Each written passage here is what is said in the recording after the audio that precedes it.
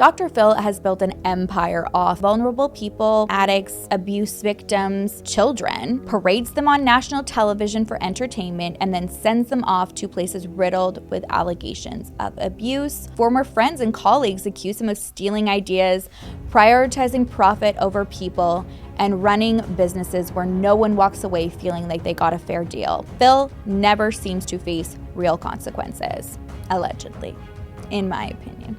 Because it's a power issue. Look, and it's about wielding a power over someone else. And those people that get power to their head think they're above the rules. They think they're entitled to do this, and nobody is going to be able to call them on it. Welcome to my channel. If you're new here, hi, hello, welcome. I am Sherrilyn, and I am so glad you found me. If you're not new here, welcome back. Thank you for joining me every single episode. I don't know what I say. I never know what I'm saying. I do know that I love and I appreciate you so much, though. All right, we have so much to go through today, okay? So freaking much. So we're just gonna get right started, diving in with the riddle. Today's riddle is: I can be thick, I can be thin. Above your lip, I rest on skin. Some men wear me with great pride, others shape me, cast aside. What am I? While you think about it, I have a quick message for you. Before we get started, I want to give a huge thank you to our sponsor today, Fume. You already know, if you've been here forever, I am a big fan of Fume and their mission. If you have not heard of them before, though, they are award-winning flavored air device. It is not a vape. It is not an e-cigarette. There's no vapor, no nicotine, no batteries, no charging. It's literally just natural flavor that goes into your mouth and not your lungs. It also moonlights as like just the best emotional support clicky fidget friend. You twist it, click, you pull it, you get the magnet snap. It just satisfies that hand to mouth, movement without the chemicals, without the mess, and honestly, without the guilt. If you have ever tried stopping a bad habit before, I'm sure you know that it is very hard on your brain. Fume works by replacing that like hand to mouth fixation and then just kind of like calming the nervous tension through that whole fidget aspect and distracting you from your bad habit with still having not only that movement, the satisfaction of something in your hand, but also delicious flavor. They are also all about doing things the right way. They continuously invest in third-party studies to make sure that their products are not only satisfying, but also safe. They go through multiple toxicology reports, and independent research has confirmed that the safety of the plant compounds that they use in their core are safe for both inhalation and even digestion. Oh my God. I just got a whiff of the cinnamon hearts. So good. They're also not stopping there. They are committed to funding ongoing studies to keep raising the bar. They are also backed by doctors in the USA. So it's not only, trendy, it's trusted. If you or someone that you know is trying to let go of certain habits, or maybe you just like having something to do with your hands that doesn't involve impulse buying things online like your girl, Fume is kind of perfect. It fills that void with something simple, natural, and very satisfying. Right now, you can go and check them out by heading over to tryfume.com. That's tryfum.com/SherrilynDale, or scan the QR code and use my code SherrilynDale, and you will get a free Fume topper when you order your journey pack today. Once again, that is tryfum.com/SherrilynDale, or scan the QR code and you will get a free Fume topper, which is like really cute because it's like rubbery. It's just like another added component to the whole package here. And you will get that if you order your journey pack today. You are welcome in advance. And thank you so much again, Fume, for sponsoring today's video. All right, I was so excited when you guys said you wanted to hear me just lay into Dr. Phil from, I think it was the Madeleine McCann episode. Side note, I have never seen more unhinged people find my channel from that video.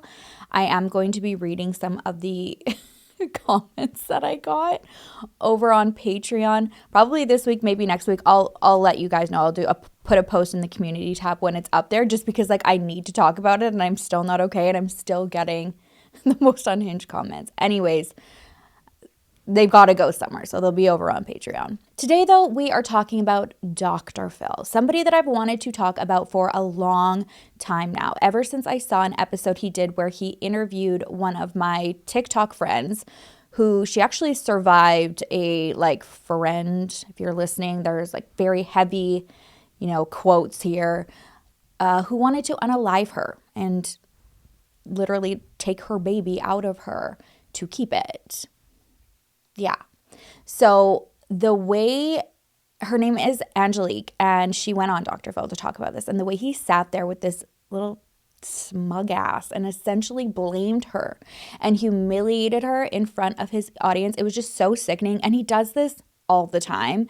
Later on in the video, we will watch the clip and then you can hear from her how that felt. But this is just scratching the surface. I found out so much that I didn't know about this boss babe looking piece of crap. And my jaw is just on the floor. So I'm so excited. Let's talk about America's favorite fake doctor. Dr. Phil has built an empire off, as he describes his show, a platform for helping people by offering tough love, practical advice, and psychological insights. He positions himself as somebody who provides direct, no-nonsense guidance to individuals facing personal struggles, whether that is addiction, family conflicts, mental health issues, or even criminal behavior.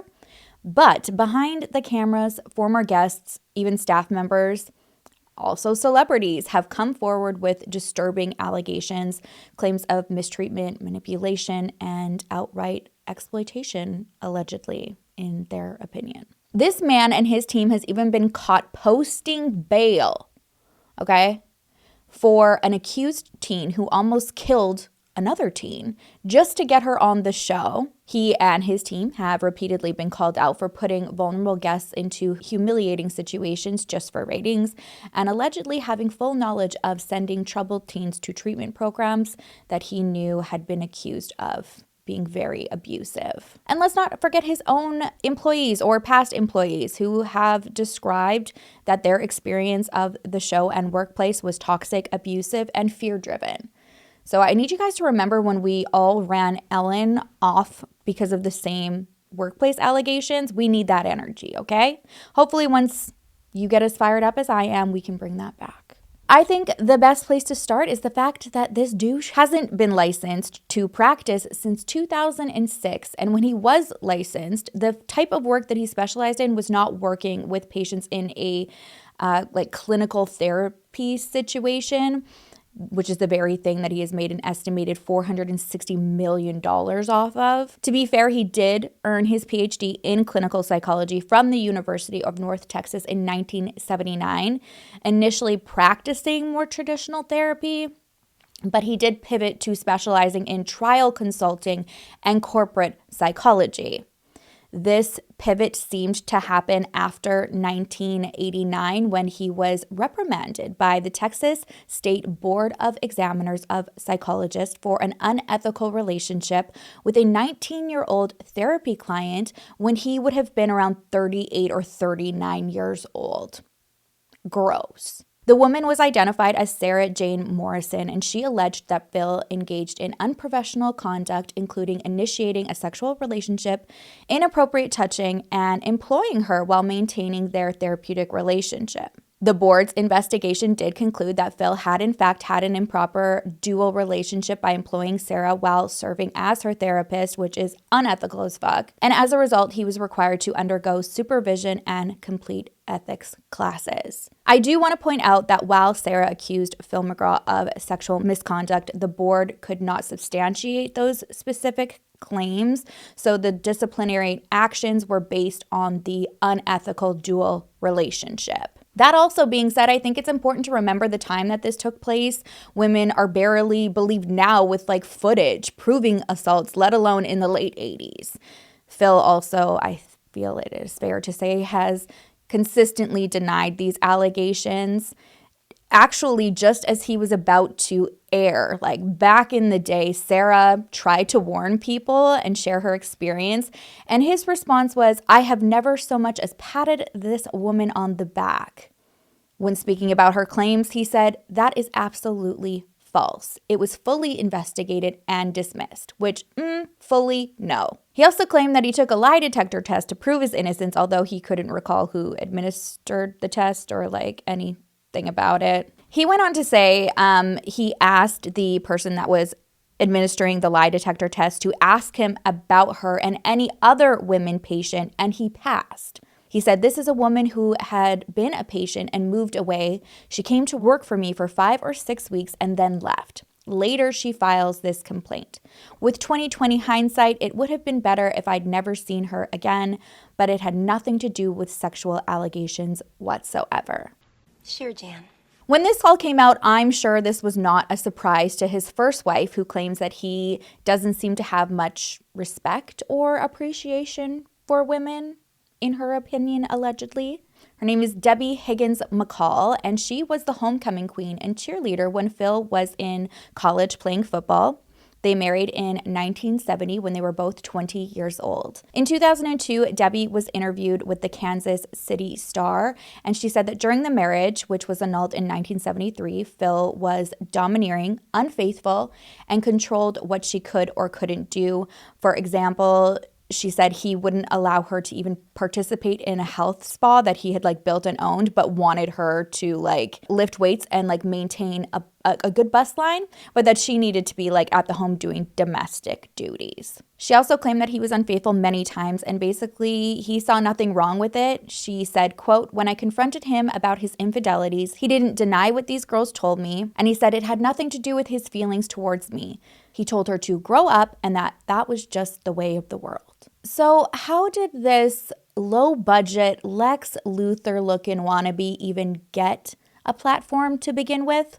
Well, it all started when he co-founded Courtroom Sciences, Inc., or CSI, in the 1990s, which specialized in jury selection and advising lawyers on trial strategy. This is actually how he met Oprah, because if you remember, he used to be a recurring guest on her show prior to launching his own. The reason they connected in the first place is because she actually hired his company for a legal battle that she was in.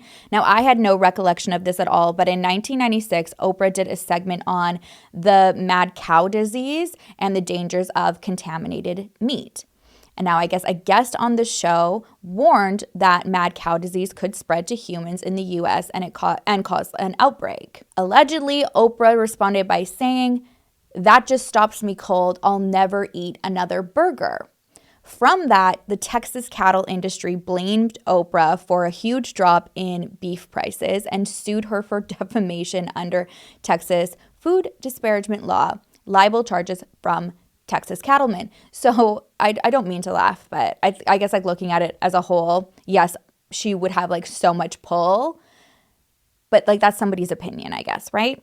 Anyways, Oprah's legal team hired Dr. Phil's company, CSI, to help with jury selection and trial strategy. These trial consultants use psychological insights to help lawyers prepare for the case. So that includes like jury selection, analyzing juror behavior, witness preparation, and even helping them craft their arguments. So Phil helped Oprah prepare for testimony and worked on ways to frame her responses in a way that would win over the jury. The trial took place in 1998 in Amarillo, Texas. And ultimately, Oprah, she won the case. The jury ruled that she did not defame the beef industry. Apparently, Oprah was so impressed with Dr. Phil that she invited him onto the Oprah Winfrey Show as a regular guest. And he became like the straight talk expert on the show. It was mainly for like kind of what he was focusing on when his show became like its own, like the Dr. Phil show though, like more like clinical things, which is rich because that was not what he was like an expert in the field, you know, that he's called on, or he wasn't like a field expert in that, what he was called on the show to talk about. And she knew that like his business was pretty much jury manipulation. That's how she met him. I just find that so interesting looking back because it's like she obviously knew exactly what his quote unquote specialty would have been, but she saw somebody who was able to market and essentially kind of be whatever he wanted in that field, since he already had like the title of doctor. What I think is really interesting, though, is something that gained him fast popularity was these like straight shooter phrases and the principles that he used that people, I don't know, were drawn to. And allegedly, they didn't even all come from him. So in 1984, he teamed up with a Texas businesswoman named Thelma Box, who presented motivational speaking seminars. I came across an article from the Dallas Observer that definitely gave some insight into how long this man had used and exploited people and how many people have been saying this for years and sharing their own experiences. And one of those was Thelma. Now, she was an insurance and real estate agent from Graham, Texas, and I guess she knew from acquaintances that knew him, he had his hand in any pot that would produce money. So she approached him about going into business together. Thelma says she herself was somewhat of a workshop junkie. She found them very beneficial in terms of, productivity and like sales for her business. But as an abused spouse and single mom, she had recently been drawn to workshops that were more focused on personal growth. So she wanted to kind of take the tools that she had learned from other like sales and business seminars and apply that to improving yourself and giving you confidence. Now, even though she wanted to start this seminar focused on single women and, wanted Phil to kind of like lead it, he's a good talker. From the start, it sounded like if Phil was going to come on board, he wanted some adjustments. So Thelma definitely wanted this to cater to single women. And it sounds like once Phil came on, he didn't want to limit it to just like women, single or otherwise. He wanted it to be for everybody. Again, I guess if you're looking at it as a business standpoint, which we'll get into later, that is been alleged, like that is all he's about. Obviously, that makes sense. Now, Thelma said that she expected this was going to be like 50-50 partners, but before they incorporated as the U seminars, which later was renamed Pathways, which I would, better. So that was the first thing that was already like quickly adjusted. From there, Thelma said that she expected that they were going to be 50-50 partners, but before they incorporated, initially the company was going to be called U Seminars, which later was named Pathways. Before they even got the business off the ground, Phil demanded that they bring in his father as an equal shareholder. According to Thelma in this interview, she said getting his dad involved would give Phil control. She said she didn't want to be the minority owner, but he threatened to do the seminars without her. And since she lacked the credentials that Dr. Phil had, and also like his stage presence, she believed that she had no choice but to agree to have his dad also as one of the shareholders. According to the article, Phil, he doesn't recall any conversation with Thelma about his father's initial involvement, and also equally as uncertain about who originated the idea of the seminar. This we are going to see as a reoccurring pattern with Dr. Phil. He really does not recall a lot of things that don't make him look the best. Thelma, in more eloquent words, was like, I call bullshit. The program was my dream, and he knew that. She claims she designed most of the processes, materials, like games that the audience would participate in. And her interpretation of the dynamic was that initially she was more shy and comfortable just creating things, and him being the face, commanding the room at these seminars. So that was kind of the setup initially, which also, goes back to her saying, like, I very much was involved, even though it wasn't like looking that I was behind the scenes.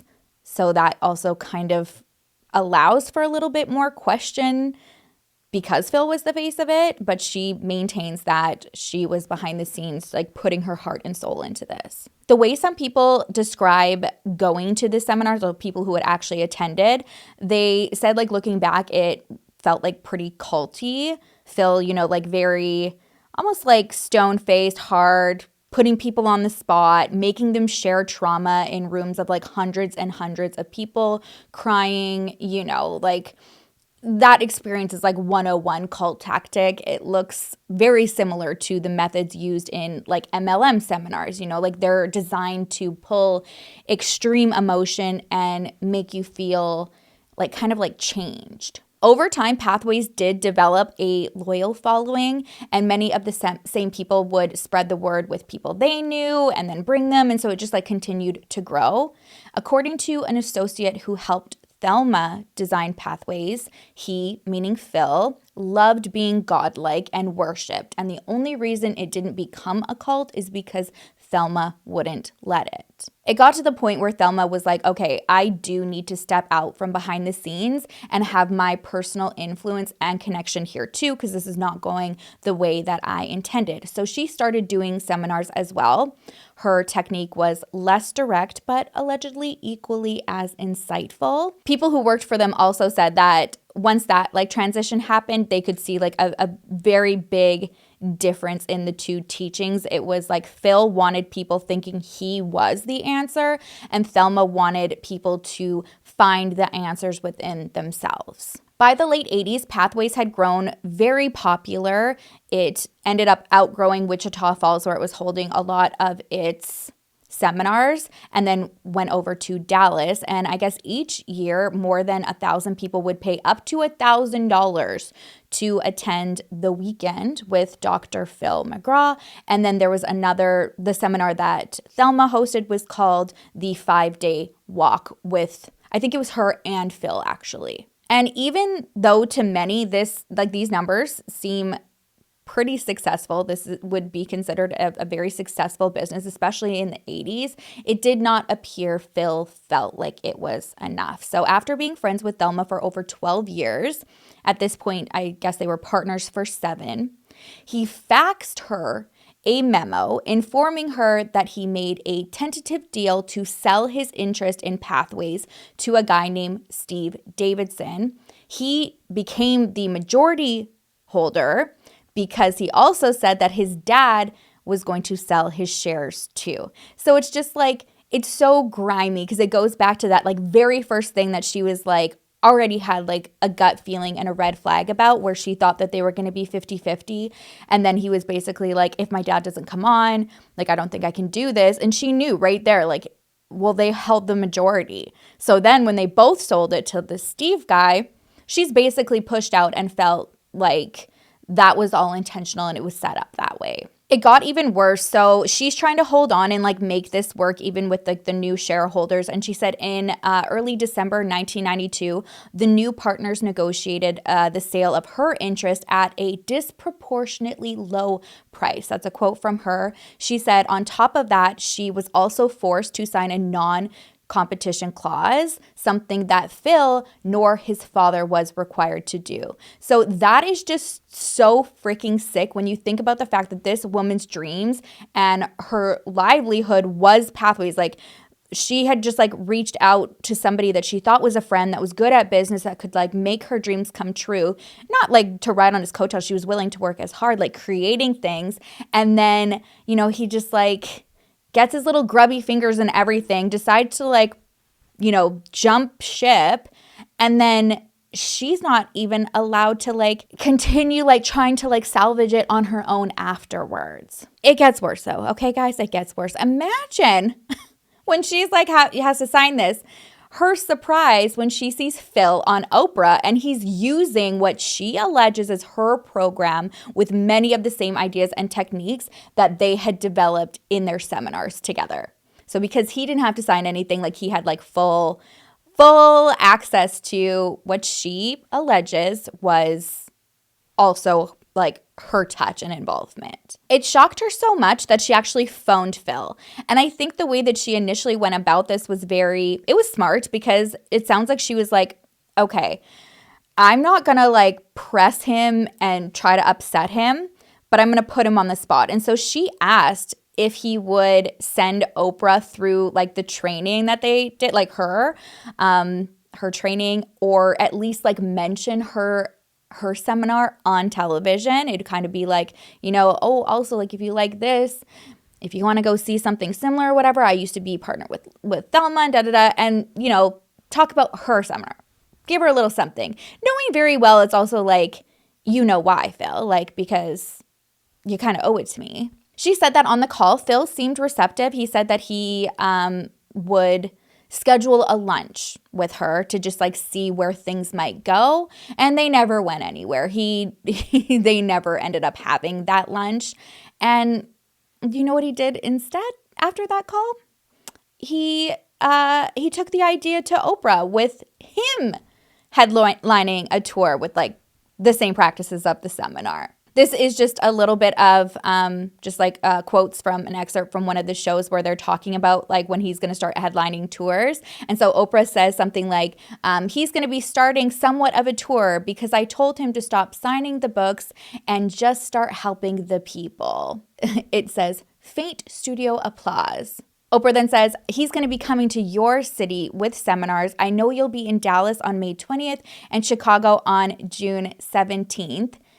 And then he says on television, it was all your idea. And then she smiles and says, it was my idea. Was it? Maybe. If they say so. To this day, Phil McGraw has never acknowledged in either of his books or on Oprah that anyone other than him and his father owned or created Pathways.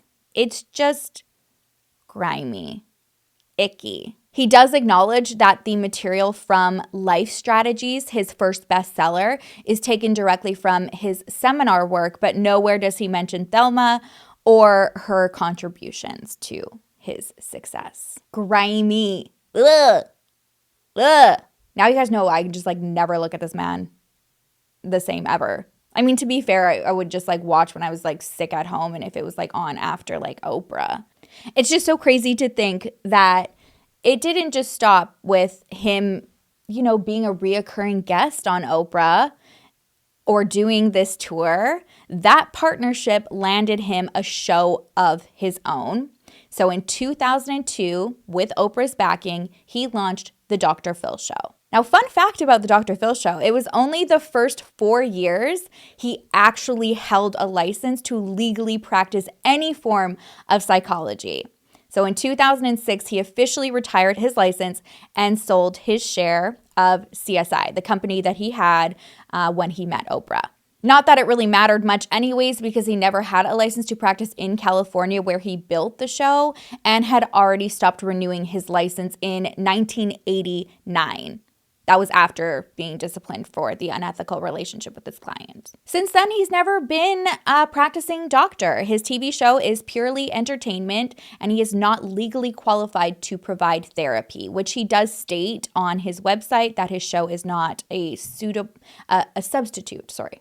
Don't know what I'm trying to say. A substitute for therapy. I'm sure that this had some influence, like some Oprah influence behind it, because I don't know who he had working for him to limit the public seeing how long he has been this problematic. And this is not just from like his ego growing on the show. This was from the get-go. There were already people like speaking out about her endorsing him before his show even launched. And just before the show debuted, there were already articles written about how he was and even how he was treating staff before like going live. One anonymous staffer told TV Guide, he has unforgiving standards and runs the show like a boot camp. He needs to treat people a little better and come down a notch. It seems that he has never really taken that advice because over the years, countless people have continued to say the same thing about working for him.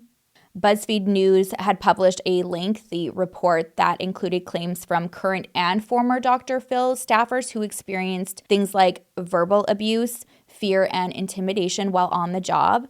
I do want to say that it was mentioned in that article that these past and present employees that were interviewed said that they had never witnessed Dr. Phil personally engaging in abusive behavior, though they claimed it was common for senior staffers, so like close to Dr. Phil, to yell and berate others for like even small mistakes. The article also included people's experiences of racism behind the scenes and claims that employees were instructed to manipulate guests. A rep for the show, obviously, when asked for a comment, denied these allegations, saying Dr. Phil takes every guest and their circumstances very seriously and spends enormous amounts of time preparing for his time with them, including consulting with world-class experts. And this killed me. I love when they shoot themselves in the foot with their own words because, first, world-class experts, my butt. On top of that, the amount of people who have come forward sharing their personal stories about feeling exploited and humiliated by this man and his team is astonishing. Which brings me to a situation that I wanted to talk about for so long and involves somebody that I personally interacted with whose story touched me very deeply. Her name is Angelique, and she shares her story on TikTok about surviving fetal abduction. Every single story that I've heard of like a fetal abduction, womb raiding, whatever you want to call it, they are all different. So ladies, be aware of situations because not all of our stories are even close to being the same. Specifically for me and for my case, I was 18 years old. I was a senior in high school. I was pregnant and I became friends with another girl that stated that she was pregnant also. We had bonded, gotten close, and time went by and I decided to invite her over to my house. So at this point, I was 9 months pregnant. There was a lot of stuff that happened in between, but nothing too exciting. She came to my house and my parents were there. My brothers were there. We were not home alone. And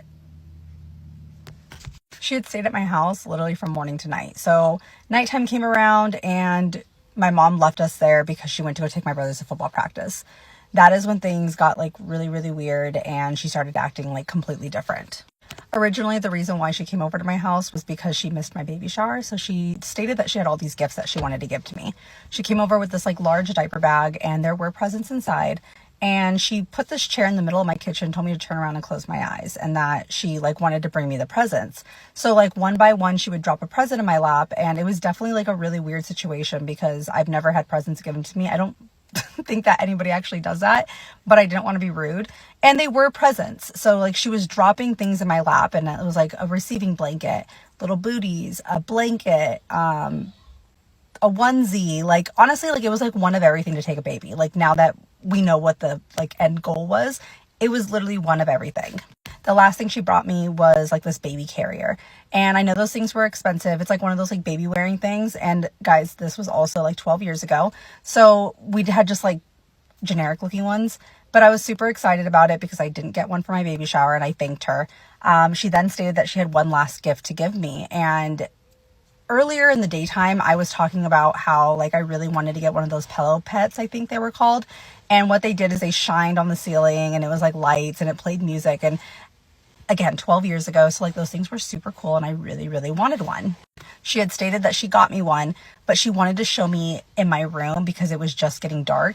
And I was a little confused on why, but she had stated it was because it was specially made for Ryland. She was like, you're going to love it. Like I had it specially made for him. And so in my head, I'm thinking like, what did she do? Did she have like his name like put in there? Like, I don't know, but like, I'm ready to find out. So I go to the room, she turns around, closes my door, turns the lights off. And at this point it is completely like pitch dark in my room. I can't really see anything and nothing has happened throughout the day that has made me think like that I'm in danger.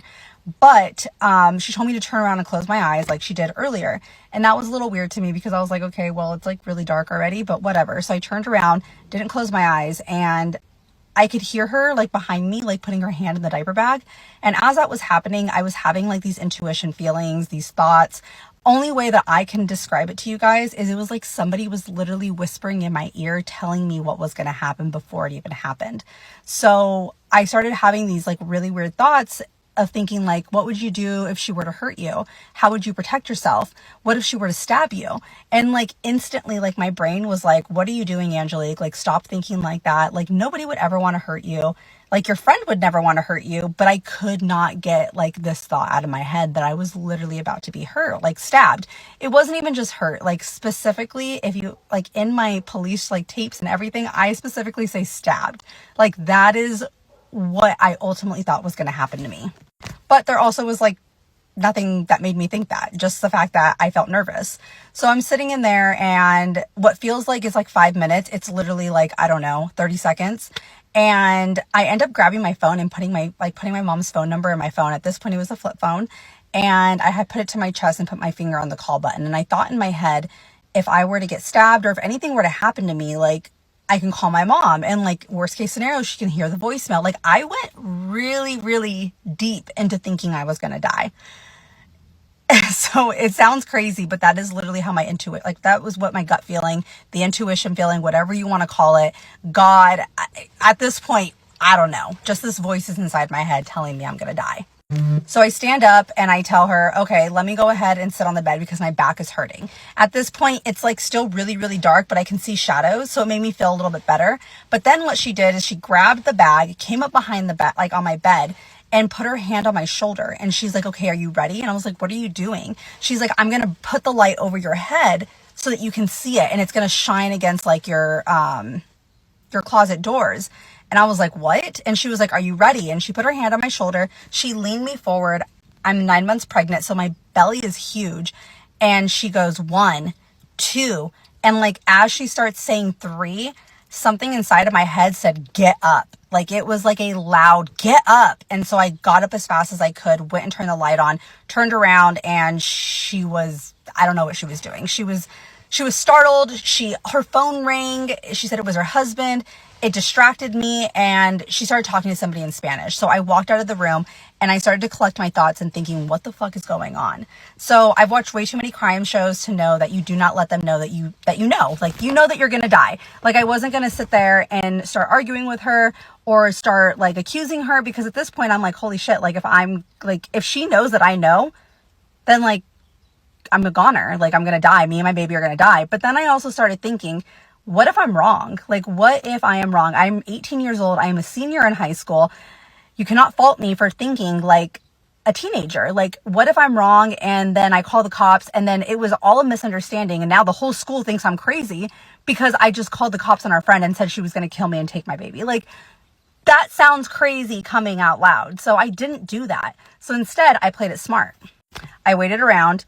Other things went by, and long story short, it ended up turning into my closet getting on fire. I put the fire out. The paramedics came. Firefighter department came. It was the whole shebang. My whole closet was in flames. Long story short, I'm trying to like make this fast, but we end up, like, the paramedics and everybody show up, and she's faking contractions. I'm having real contractions. I still have no idea how the fire started in my house. I know it's her. Like, self-consciously, I know she's the one that started the fire in my house because she was trying to kill me. But I end up telling my best friend, who is there at the house with us, because he lived right down the street. And so like, I'm talking too fast. I called him in panic mode when my house was on fire, because he was the last person that called me. So he showed up there with his parents. My mom and dad were there. You know, everybody's there. And I tell my best friend, I think she was trying to kill me. I had this weird feeling. I felt like a knife was to my back the whole time. And he thought I was crazy. I said, please don't tell anybody. Like, we're going to try to see if the fire department can figure out what happened, like what started the fire. So they're doing their investigation. She is laughing in the corner, like, as if this is all funny and a joke. And I'm just like, this girl's crazy. Like, what is going on? And so Skylar obviously tells his mom, because who's like not going to tell their parents that their friend thinks they're going to die? You know what I mean? Like, really, like a pinky promise. He broke it, but you know, whatever. So he told his mom told my parents. This is all happening like while we're all being checked out. And my parents like give me the look, and they're like, and I'm like, shit, Skylar told. So then we go back and I tell my parents what happened. I tell them in front of the cops. I tell them in front of everybody. Cassandra is still outside being checked out by the paramedics because she's having contractions. Like how I use those air quotes, contractions. And at this point, we have the bag. And I'm telling my parents she had this bag. She stated she was going to, like, there was this light in this bag. If the light is in the bag, then I'm crazy. Like, I'm crazy. Like, obviously there's something else going on here. There's an explanation. But when I put my hand in the bags, the first things my hand touched were 2 butcher knives. 2 large butcher knives, a pair of scissors, disinfectant, and I started screaming because I told everybody I knew that she was trying to kill me. Like, there was just this weird gut intuition feeling that I was about to die, and I just could not go past it. So it was crazy to see the butcher knives and know that that's what was going to happen. And I thought I could make this short, and I'm at 10 minutes, basically. I'm really disappointed in myself. You don't know how many times I try to tell this story, and I feel like sometimes I'm really descriptive, and I need to stop doing that. But I just want you guys, like, paint you guys the picture. So like I said, Angelique was a guest on Dr. Phil, and I was appalled to see how this POS treated a survivor like her. Like, she should have been on there just praised and made to feel so powerful, an inspiration. Instead, in front of his live audience, he proceeded to victim blame her and pull up one of his stupid ass PowerPoint bullet point presentations to point out all of the things like she did wrong in this situation. You can't give people the benefit of the doubt. And I picked out some of those things that you talked about, and I want to look at them here just real quick. First off, you said that you had a strange feeling about Cassandra, but you still invited her to your home. Yes. Now, you had an instinct and you ignored it, right? Yes, I did. You said you had a strange feeling about her. Yes. Then you said you even asked your mother if you thought she was weird. So it rose to the level that you actually said it out loud. Yes. But yet you stayed home alone with her when your mother took the boys to football practice. I put up my trust into everybody. I mean, I know I shouldn't do that, and I've learned from that. A friend came to the door and you told him, Cassandra is acting weird. You say it out loud for a second time, but yet he leaves and you stay alone with her. Yes. Right? So now you've thought it, you've said it to two different people. Then you say, I was scared, but you went to a dark bedroom with her to give you the last present. That's when I started getting like really strange feelings. Now, then next you say, panicked, you let Cassandra sit behind you in a dark room. She actually got behind you. Yes, she did. And then you said, I was worried. How do you ask a friend, are you trying to kill me? Really, You're though, afraid of hurting their feelings? Yes, I was. Let's see. Like, how do you say that to somebody? I could get killed or I could hurt her feelings. But how do you really ask somebody, like, hey, are you trying to kill me? That's how nice you are. If the conversation has gotten to the point where that question is part of the dialogue, then it's time for them to go home. There are so many examples like this out there. When I was researching, I actually came across somebody on YouTube who did a research project on Dr. Phil and interviewed another past guest who also felt exploited, misunderstood, and just made out to be a spectacle. Her name is Cassie Maxwell, and Cassie says that the show reached out to her after a video of hers went viral where she is having a mental health crisis on camera. She said that she is diagnosed with bipolar disorder and thought that they saw this and wanted to reach out to her to, talk about it and, share that experience and not normalize it, but like just show other people who might be going through something similar that they're not alone, and also get her lined up with proper resources to help her cope with it. So, like she's not going through these like feeling like such heavy moments, and she wanted to do this for herself and for her children. Spoiler, they did not do that. Instead, they put her on a segment called Social Media Meltdown, Parenting Gone Wild. In her interview, she explains like how embarrassing and hurtful like this whole experience was. And again, I'm going to be repeating myself so much here, but this is a reoccurrence. These are not two women who, are an anomaly in the guests who have felt exploited. The whole show, in my opinion, makes people feel like this when they leave that stage. Let's talk about in 2008 when the show bailed out a 17-year-old girl accused of leading a brutal attack on another teen just so that she could appear on the Dr. Phil show. Insane, right?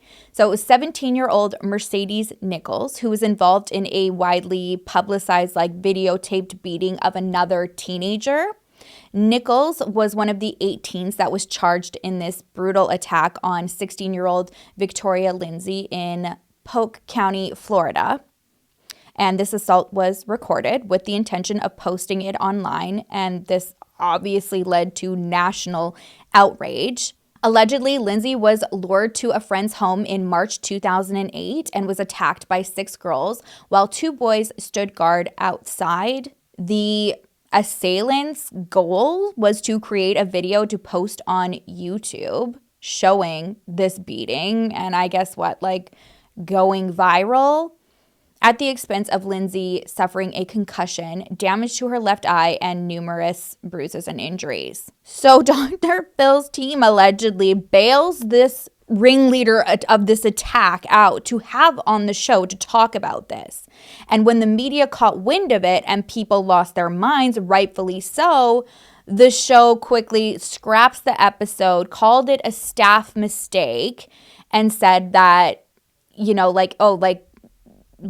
we weren't really gonna do this. It was an oversight. This guy really needs to write a book on how to deny, deflect, and gaslight is what he needs to do with his next project. Because again, it's just always like the I don't recall, or I did this and I said this, but I don't remember that part of it. And that bailing out somebody and going through all of that was a mistake. Which brings us to his connection to the alleged abuse at Turnabout Ranch, the troubled teen facility he sent multiple kids to, including Danielle Bregoli, aka Bad Baby, Cash Me Outside, How About Dat? Now, Danielle Bregoli has been very vocal about her experience at the Turnabout Ranch. She claims that she suffered horrific abuse. She described being deprived of sleep, overworked to exhaustion, and even being forced to sit in silence for extended periods of time as a form of punishment. She's also not alone. Other former patients have come forward with similar allegations, including physical, emotional, and even sexual abuse. When Danielle, aka Bad Baby, spoke out, she didn't just call out the ranch, which I think was so brave and so important. She accused Phil of knowing exactly what was going on and sending kids there anyways, and she even publicly demanded that he acknowledge these allegations and take accountability. What do we think Phil did, you guys? Deny, deflect, dodge. When he was asked about it in an interview, he gave the most PR scripted response possible. He said he's not involved with the facility and has no way of knowing what happens there. Which, okay, except you literally are the one sending kids there, recommending it on your show. Like, you're endorsing it. That's an endorsement. It's just really annoying how this guy acts like he is all-knowing, in control, authority figure. But then suddenly when there are allegations of serious abuse or unethical just griminess on his part, he's completely clueless. It's very convenient. These are just a couple of the many, many times people have tried to warn the public about him. And I don't know why. It just doesn't get the traction that it needs to have this Ellen type moment, remember when we were so outraged that it came out that Ellen is actually not funny at all and really cold and has this air about her, and that her work environment is described is exactly the same way as Phil's, and she was canceled and he's not? Why not him? I never thought I would sound like I'm defending Ellen, because I'm not. That being said, she never claimed to be a doctor exploiting vulnerable people for disgusting profits and just leaving them with more trauma than before they had when they were humiliated on national television. And I don't really know what it would take to actually cancel the guy, because there have been a couple times where he has been called out and it will gain a little bit of traction, but then nothing happens. For instance, the whole Britney Spears fiasco in 2008, while Britney was in a psychiatric hold, I guess Dr. Phil visited her, not as a psychologist, because he wasn't licensed at the time, but supposedly as a family friend. And after talking to her, what does he do? Not anything a good therapist would do, which is respect not only your patient, but friend's privacy, because, morals and ethics. No. He ran so fast to Good Morning America, his mustache almost flew off, and gave a statement about her dire condition and hinted at an intervention on his show. the level of exploitation, like that in itself, like right there. Once Britney's family saw this, they understandably were pissed and also released a statement accusing him of betrayal and exploitation. And yeah, fully. So he did apologize later, but only for talking about it publicly, not like the visit. So again. Then there is the interview he did with Shelley Duvall in 2016. She, if you don't know the name off by heart, Shelley Duvall was the the mom actress in The Shining. She was also in Popeye. And Dr. Phil invited Shelley on his show while she was visibly struggling with severe mental illness. And instead of offering real help, he again turned it into a spectacle. This again did get a little bit of traction. There were a lot of people in Hollywood and even mental health advocates that were pissed that he was clearly exploiting her. And even Mia Farrow and Stanley Kubrick's daughter went to Twitter and were trying to call for a boycott. Sadly, it did not get the steam that it needed to deter him from, going far, far, far away. The opposite, in fact. While he might not have new episodes on the Dr. Phil show, it does still run in syndication with the reruns.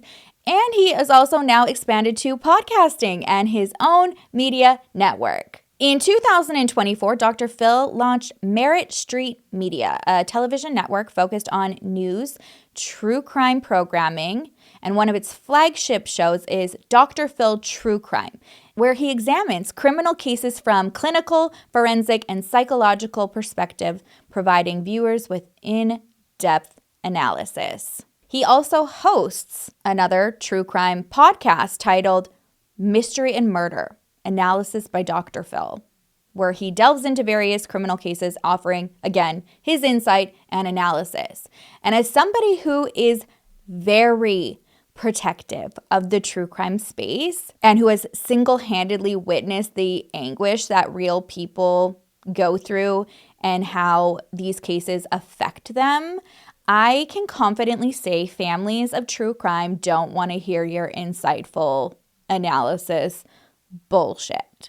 They want to get help for their loved ones, justice.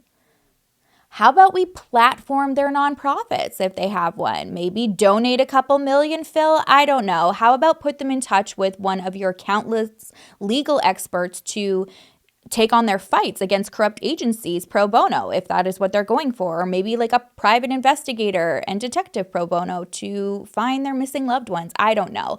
There are YouTubers like Danielle Hallen, Brooke McKenna, Rachel Shannon, Kendall Ray, who have done 1,000,000 times more of the work for families of true crime than this thumb with a mustache. I am so mad. I actually think a thumb with a mustache would provide more help and insight than him, in my opinion. I saw his Weasley little name as one of the executive producers on the new Gabby Petito documentary, and it just made my skin crawl because this guy just, in my opinion, I feel like this guy just does not give a crap. He cares about the money. And that's just not coming from me not liking his face and being able to see right through him. This is coming from people who actually know him and have had business dealings with him and have said that the money has always been the objective for him. This comes long before him getting his own television show. Allegedly, after an injury ended his college football days, he put his education on hold and jumped into the business world. He ended up setting up gym memberships. We briefly kind of touched on that with his wife because, she said she wasn't allowed to have it, but had to have a good chest and bod. From there, that little side gig turned into a partnership stake in, I think, multiple health clubs. And hey, if you're an entrepreneur, you're a businessman, that's your goal, businesswoman, whatever.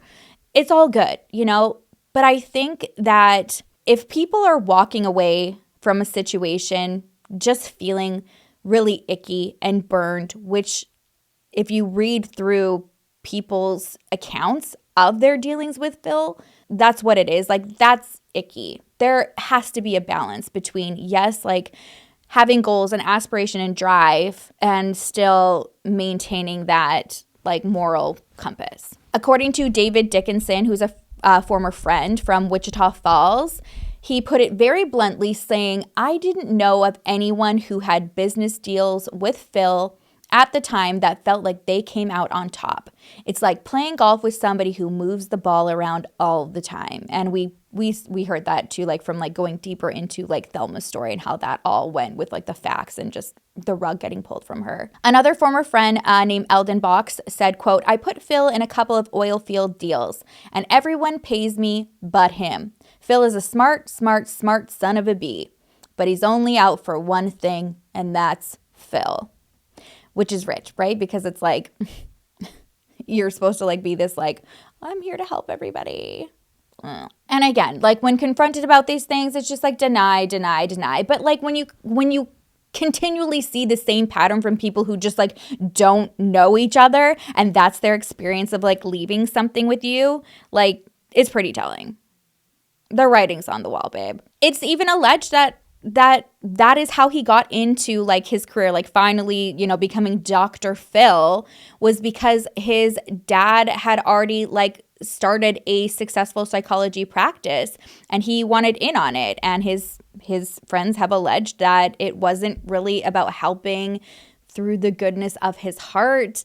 He found clients that were like ran in really wealthy circles. Like he only wanted the people who were like doctors or lawyers or bankers and like their wives.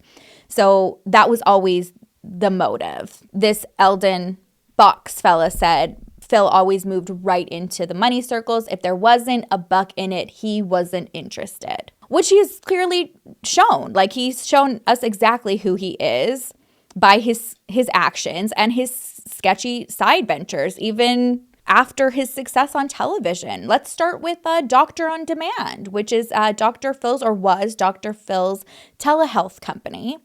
On the surface, it sounds like a great idea. You know, you do virtual doctor visits, easy to access. You know, you got no waiting rooms. But then when you start digging into the reviews of the company, yikes. One of the biggest complaints is one that we see all the time with these types of setups, and it's surprise charges. So people would report that they would input their insurance information. They would be quoted whatever the amount was. Some of it like a $0 bill, some of it like very minimal because their insurance would cover like a bulk of the percentage.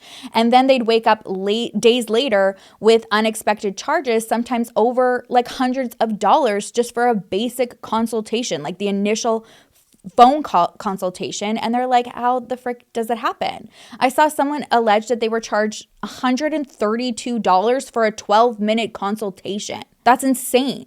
Can you imagine? Just look on the Trustpilot review page. Like it's really upsetting. People have also reported that the calls would drop a lot in the middle of their sessions, and then they would like get bounced to different doctors. They would struggle to get follow-ups or even get through to anybody on the phone, which I think is so upsetting as somebody who openly struggles and discusses my struggles with mental health. Just taking that one step is hard in itself. And I do know that this like virtual, therapy model is very appealing to some people because like just leaving your house some days can almost be impossible. So a phone call, yes, can be very intimidating and make you a little bit anxious, but it's like easier to attain sometimes. So it just makes me think of like finally deciding to deal with whatever your mental health issue is and the anxiety on top of that of like opening up to a stranger. So you finally do, and then the call drops. That in itself is so frustrating. And then you're charged $132 for it after the fact. This isn't just one person's experience or like two. Like I said, if you go on Trustpilot, so many reviews, same with Reddit, like everyone everywhere is just like, do not use this one. Like, and that's based on their personal experiences. They're allowed to have that. So I think that like I said, there is a benefit to things like this. But usually when I've done any like virtual consultations, it's been with like somebody that I've already like seen, There's nothing worse than like thinking in the back of your mind you're going to like open up and get close to somebody and finally feel like you're getting somewhere, and then you can never like book with that person. You just kept getting bounced around to different providers. Similar experiences were shared when Dr. Phil decided to dip his toes. Oh my God, I can't even say this one like without wanting to just like cackle and die. Dip his toes in the weight loss industry in 2003, because, you know, a guy with no background in like medical nutrition who could stand to lose a few lbs himself giving weight loss advice, like primarily targeting women. Like there's nothing worse than like the man who's like complaining about women's bodies all the time and how that they can improve themselves, when you're just like, sit down, Phil. What could possibly go wrong? Enter Shape Up. Supplements that cost $120 a month, requiring customers to take 22 pills a day, all stamped with Dr. Phil's seal of approval. The promise? Scientifically backed ingredients to help people change their behavior and take control of their weight. The reality? Lawsuits, FTC investigations, and a whole lot of disappointed consumers. It sounds, and luckily, like for this one, it didn't take a lot of people long to like catch on that this was a scam, and 3 people actually sued the company and accused Dr. Phil of false advertising, saying that they lost money.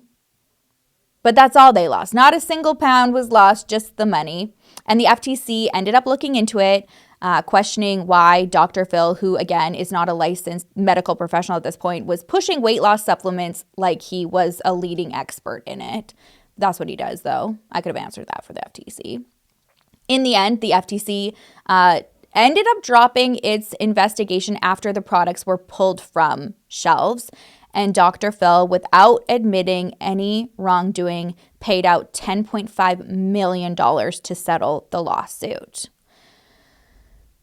So yeah, again, this is also how some of these things don't get a lot of traction. He is clearly very well versed in how to just like diffuse a situation as quickly as possibly and without having to take accountability, allegedly, in my opinion. I'm at least glad that there was some financial accountability, because let's face it, it seems like this is the only thing that he really like cares about and that motivates him. Again, that's my opinion. However, it is frustrating that it was dismissed, because after the launch, a series of leaked emails had surfaced where Phil literally says in this, "We want the strongest of disclaimers and instructions about consulting physicians. Assume litigation in our future and put on the warning label what we would want if we were having to defend ourselves." So like he's an expert in all of this. This is not new to him. There was another email that was leaked where he was having this like temper tantrum. I think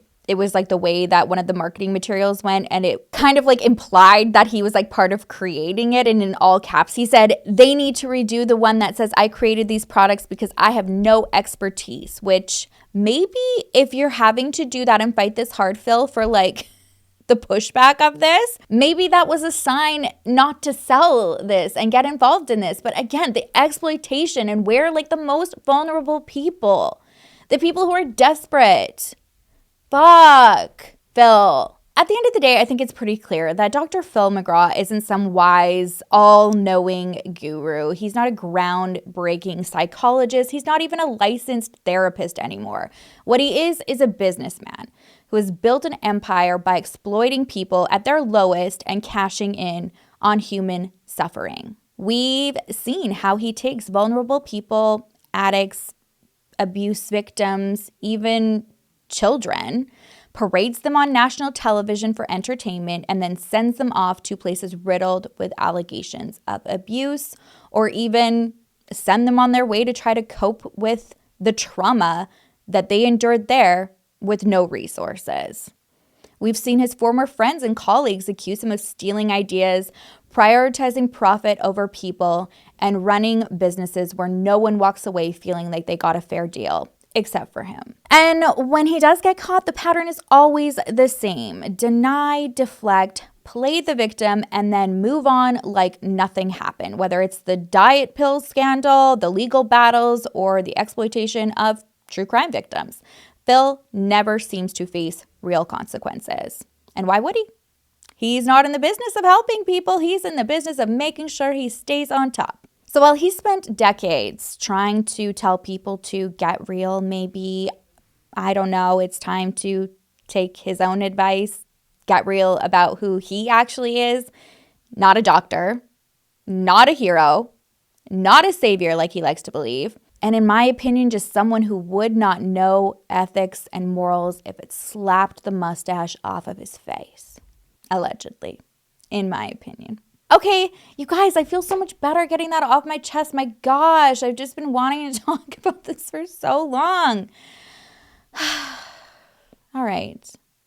I don't even know where to go here. It just it feels like the end of an era. I've just had so much to say about this. And now it's like I got to share it with you, and I just feel so much better about the situation. And I hope one day he's just I don't know. I don't know what to do. I'm just really choked that he's now trying to dip his toes into the true crime space, especially just knowing his intentions according to people's own opinions and experiences with him.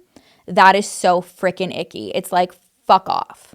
Sorry, but fuck off. Okay, I gotta go. That's it for me today. Thank you guys so much for watching and for allowing me to get this off my chest. I love and I appreciate you so much.